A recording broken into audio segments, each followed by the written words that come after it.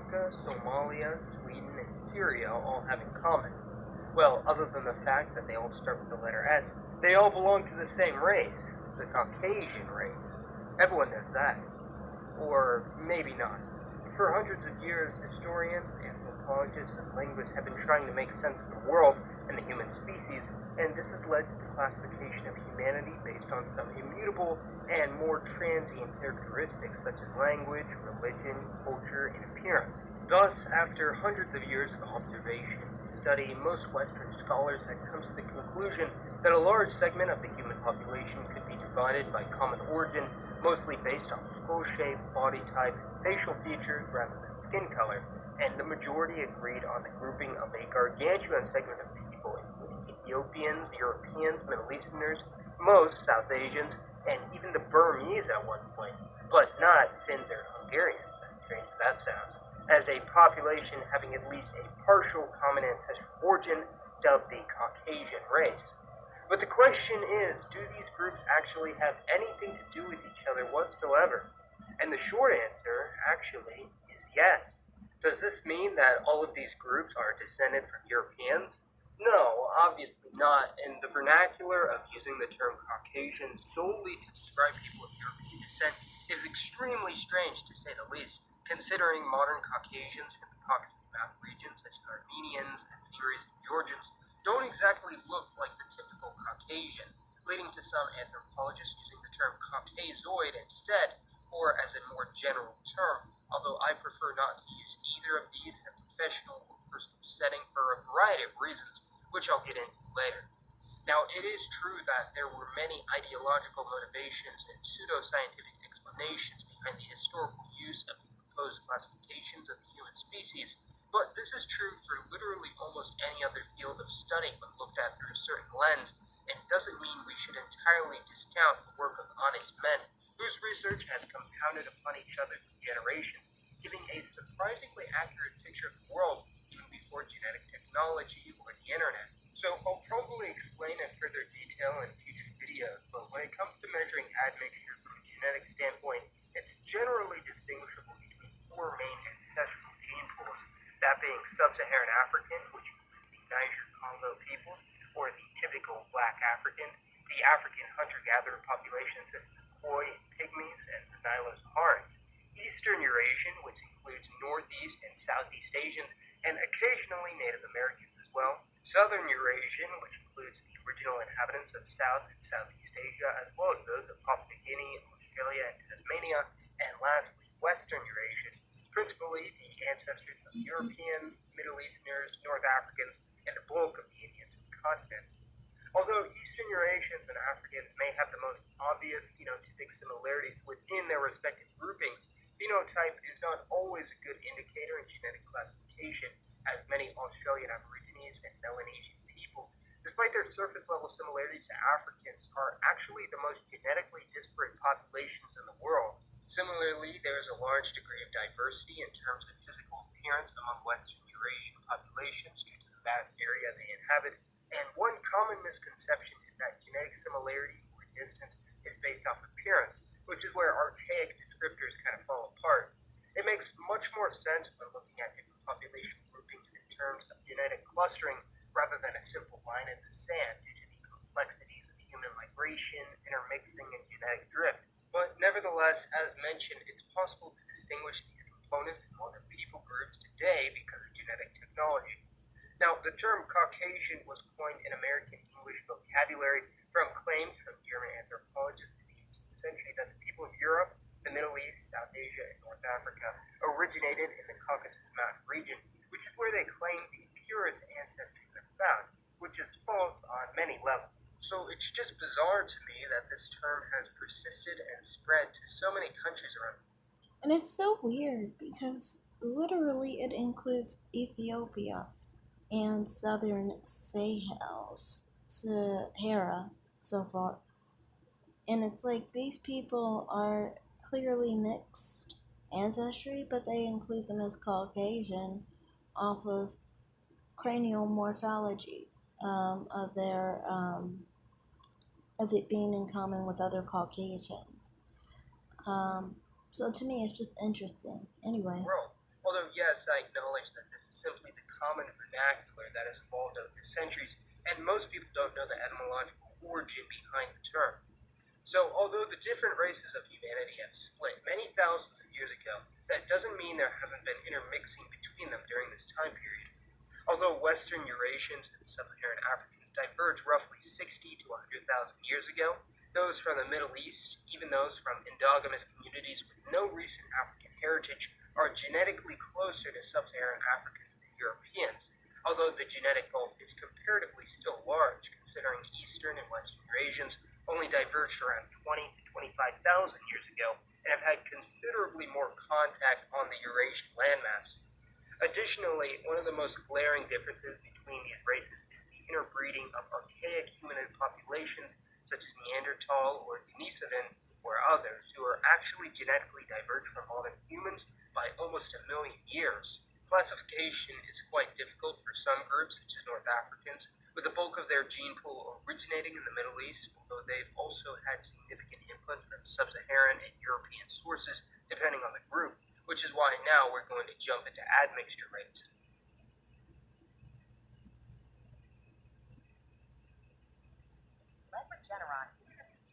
Sorry about the commercial.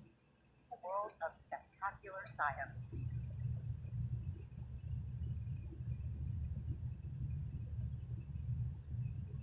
Watch driving tutorials without Wi-Fi and jam uninterrupted. Try our student plan.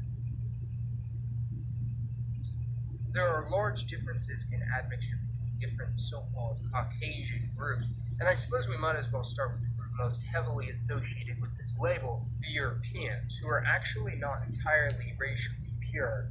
Depending on the method of measurement, Sub-Saharan African admixture is distributed across Southern Europeans at rates of around 1.5 to even 4%, depending on the individual, although this is mostly due to intermixing with North Africans rather than direct mixture with Sub-Saharans.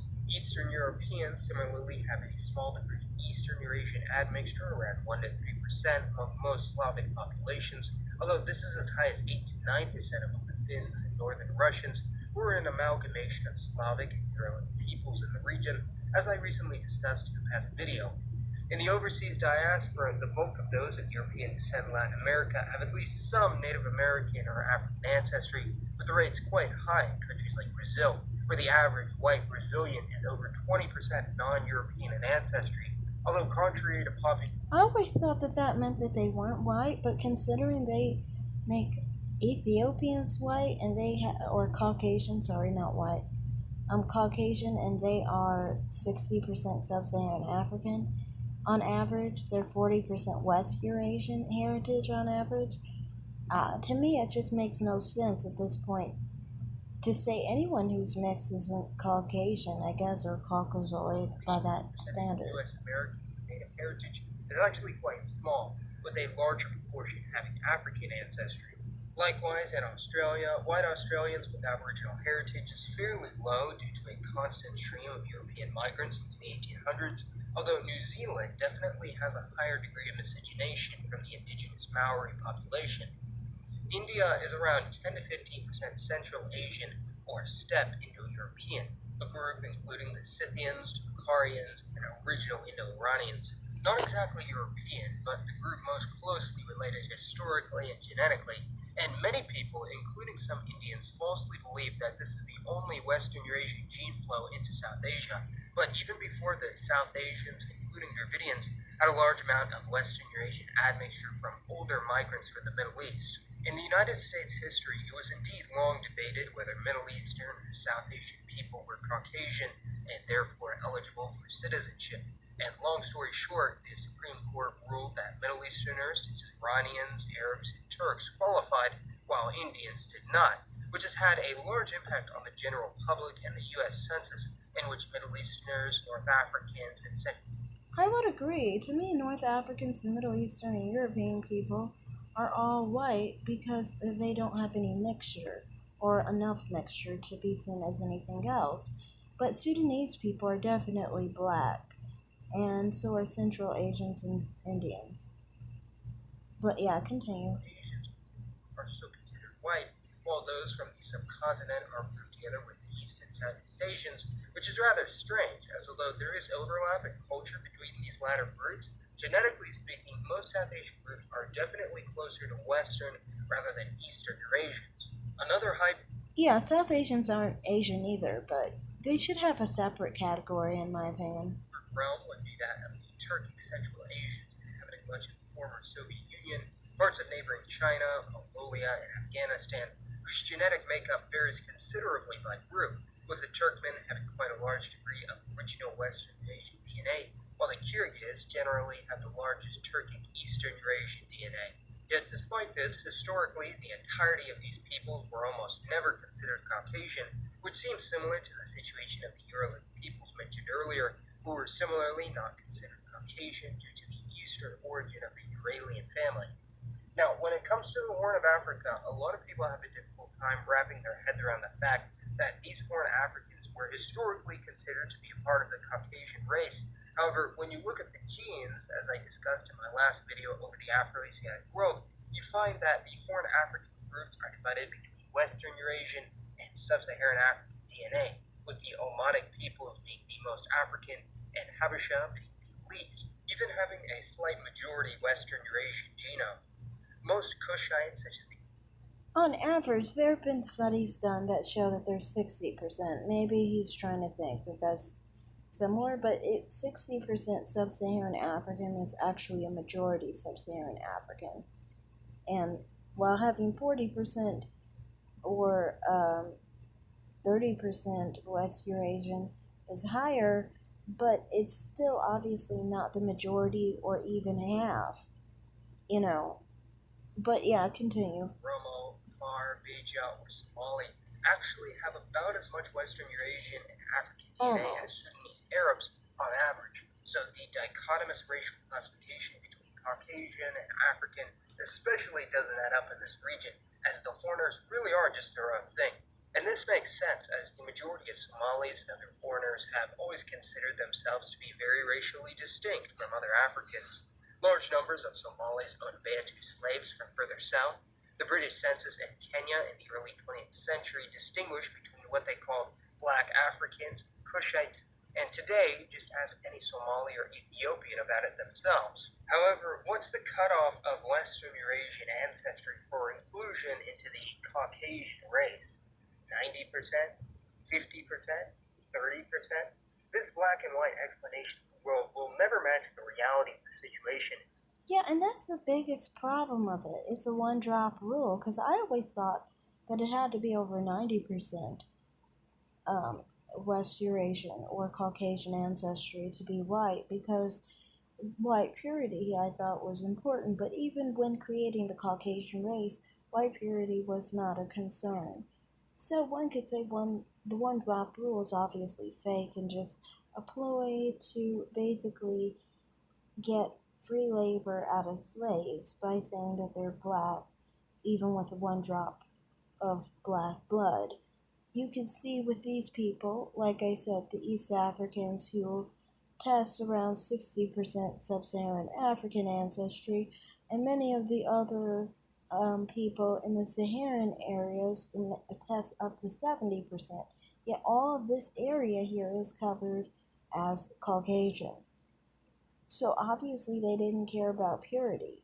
They literally called mixed race people in Africa Caucasian on a matter of their cranial structure rather than their lineage, which is well understood. I always knew that facial structure was more important than even skin tone because people focus on facial features because that defines your race. And it's always defined the race. People sometimes are ignorant of that, but that's the main thing that's always defined the race was your facial features. But I didn't know also your genetic family didn't even count. If you were mixed with European, or not European, but Caucasian ancestry, and you had Caucasoid or Caucasian features, then you were Caucasian by their standards. That's interesting. And to look at that for mixed race people, one would think that gives mixed race people a really good idea of one, how they are perceived truly in society, and two, that they're not really just whatever else they're mixed with. So they're not really just black or just Asian. If originally the Caucasian race was made to include admixture in the Caucasian race, you know, apparently admixture can be very high too. So that's all I have to say in this video. I'm going to be done. Thanks for watching, everyone. Like and subscribe and comment down below. Have a great day. Bye.